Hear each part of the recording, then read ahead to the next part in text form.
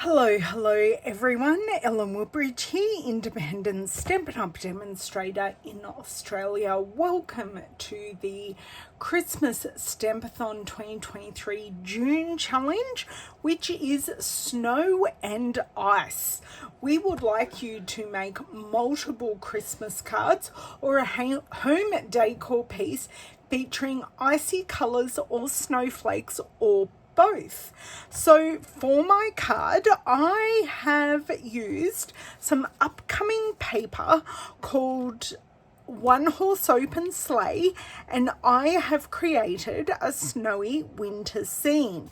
So the designer series paper is 6x6 and will be available in the online exclusive. So just to give you a bit of a flick through here, so at some of the patterns, so you get 48 sheets, the normal amount that we get, which is fantastic. I do love it, and I did buy it specifically for this challenge because I don't quite have much snow and ice things, because I personally have a summer Christmas, and I know a lot of you who don't live in snowy areas in the northern hemisphere don't either, but this has fantastic bee patterns that can be used as well, which is the other reason why I have pre-purchased it. So with that designer series paper, I paired the Brightest Glow stamp set and the Tinsel Gems 3-pack, which has Misty Moonlight, which is what I use, Fresh Freesia and Lost Lagoon. So let's have a look at the patterns that we are going to use for my card today. So I'm going to use this cabin. I think it's a Hansel and Gretel house, but that's just me. And I am going to use, so that is the B-side to the paper. And I'm going to use this B-side, which is Real Red. And this is the other side, a nice snowy farm scene, but I just thought having the blue with a little pop of red just really brought out that red door and just made everything pop. So let's get on with the card. I will prove to you that we are making card number 4. I have already made 1, 2, 3. We are making 4 because there are only 4 pieces of this pattern in the set. So that's why I'm making 4 cards. So I have been kind to myself, and I have pre-set up my sentiment in the Stamparatus.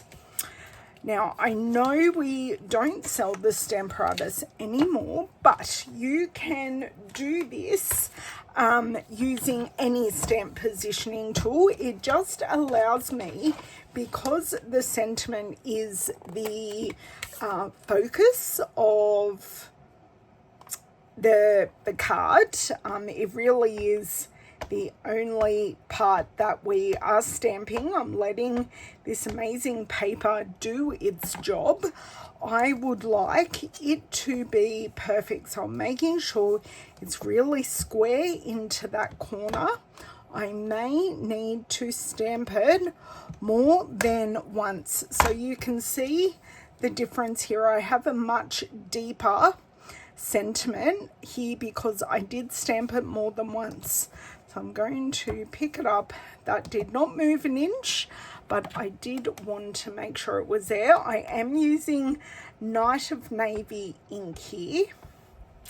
And everyone have everything crossed that we get a lovely second stamping.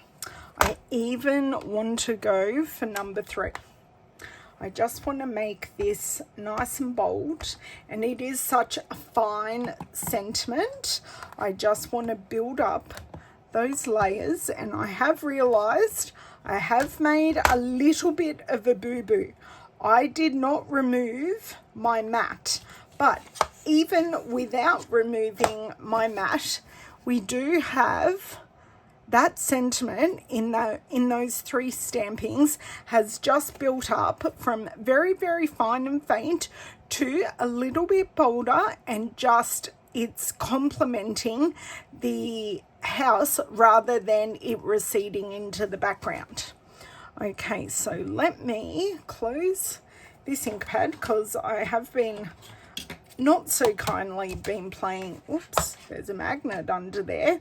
I've been playing dropsies with my magnets at the moment, and I don't fancy doing that while I'm live on video. I will clean up that stamp a little later, and I'm going to get to trimming our piece. So from our card, you can see I have trimmed off these trees, which are going to be great as a panel on another card because they've got the lights around them.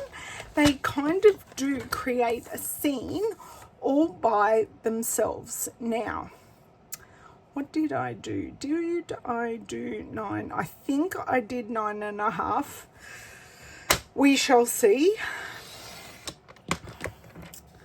So yes, I did do 9.5, and I have left it at the 6-inch length at this stage.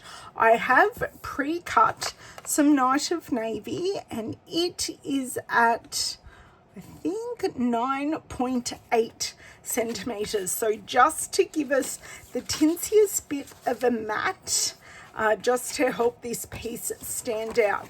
Now the real red piece I am going to cut down to a card front. So I'm just going to cut this at 10.5.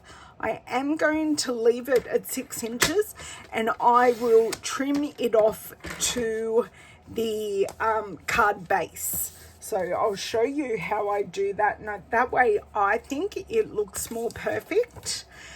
So I've got my 3 pieces there.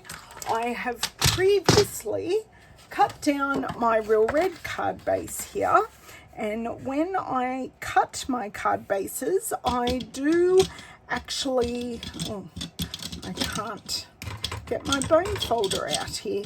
I do actually pre-score them, so then when I go to fold my card, I'm not left with a jagged spine to my card, and it is nice and smooth. So that is sitting perfectly. Now I just want to, I am going to completely cover this base. So just going to pop some glue. I had some doubts whether this glue would work because when I was using it just a titch earlier, it did not want to play. It was clogged, and I swore it was actually dead and empty and finished. So it may just be on its last leg. So we just have that little bit left here. Now, join together these pieces. Now, if this is your first time coming across one of my Christmas Stampathon videos, welcome. We would love you to join in, and you can do that via our Facebook group, and the details of the group will be in the description of this video and over on my blog. So I'm just going to line this up, make sure this is sitting flat at the top, which it isn't, but I'm just very quickly, before this all adheres completely, I'm just going to take this off, and I am going to try and do a little take 2 here, which I was quite lucky that my glue has allowed me to do this little take 2. I don't know how I was allowed to do that on a live video. Normally glue isn't forgiving when I'm, well, not that this is live, this is pre-recorded, but I don't edit my videos. I leave my mistakes in warts and all in the hope that I can teach you how to get around your mistakes and do something with them, and to show, hey, I'm not perfect. because I certainly am not a perfect crafter.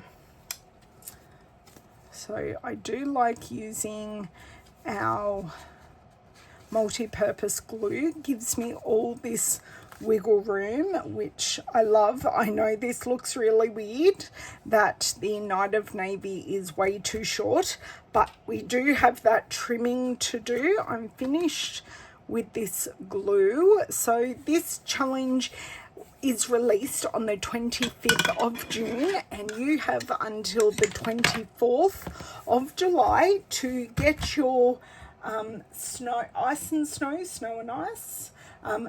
and ice projects up in our wall. So I will have, or we will have, a graphic, and just if you could please add your projects under that graphic in the comments, that would be wonderful. We then pick our favorites and we feature them as inspiration for that project, and you get to see and comment on everyone else's projects. I get a whole lot of inspiration from what everyone else does, and I just love seeing everyone's takes, and I do get a bit of nostalgia by seeing some of the older Stampin' Up! Products that quite a few people do use, and it's great to see. So to finish this card, I am just grabbing some Misty Moonlight tinsel gems, and I'm just popping 3, and that just brings the focus to our sentiment, because you've got lots of places to look on this card, and by adding a trio of gems, it does just give you a great focus to where you want someone's eye to go to. So because you can look at the smoke going into the sky, the snow falling, the beautiful cabin, which it looks beautiful, but I don't think anymore I could walk in snow. So that is our card finish. This is something that you could very, very easily replicate yourself and make a whole heap of cards. So these are my 4 done, ready to go into my Christmas stash, and ready to send in November. November is the plan for me to get all my cards out. We will see if I stick to that plan. Things may change, you never know. I hope you can join us in beefing up your Christmas stash with this challenge of snow and ice. I look forward to seeing all of your projects in the Facebook group, and I will see you next month. Bye.